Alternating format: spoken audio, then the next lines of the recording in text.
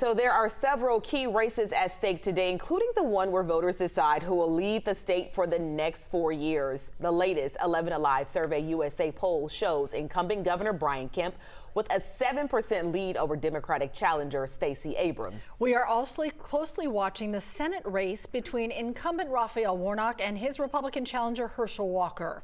This election determines which party controls Congress. It's why the Senate race in Georgia is getting so much national attention. And why you've seen so many commercials. Ariana Manise explains how this impacts the battle for the Senate majority. Good morning, Ariana. Good morning, Cheryl and Aisha. Georgia is one of the 35 U.S. Senate seats that's up for grabs today.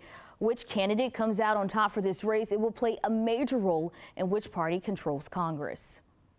All eyes are on Georgia in the battle for the U.S. Senate as incumbent Democrat Raphael Warnock tries to ward off Republican challenger Herschel Walker and Libertarian Chase Oliver. From polling that the U.S. Senate will likely come down to a couple of races, right? Elena Raines, a political strategist, says with Democrats defending their 50-50 majority in the Senate, with Vice President Kamala Harris serving as a tie-breaking vote, Georgia's Senate race is a big deal. The power of the chamber will be determined and what, if anything, that Congress can do over the next 2 years. Because of that, matters such as inflation, abortion, and President Biden's domestic agenda are in a sense what's actually on the ballot.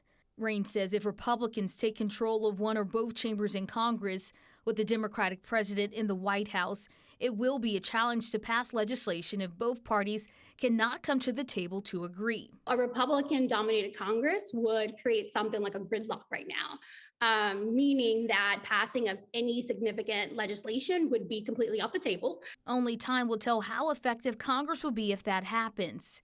And it will be up to members of Congress to deliver to the people who elected them. Doing things that will impact economic development, impact social issues, and not just, continue to divide us. I think ultimately we want to see some movement. We want to see some progress. Now, if we go back in time to 2020, Georgia's Senate race helped Democrats win control of Congress. So it will all come down to tonight on whether the state will deliver Democrats another win or hand over that seat to Republicans. Back to you. All right, there is a lot happening today. We want to make sure you are prepared. You'll find a helpful election guide on 11alive.com.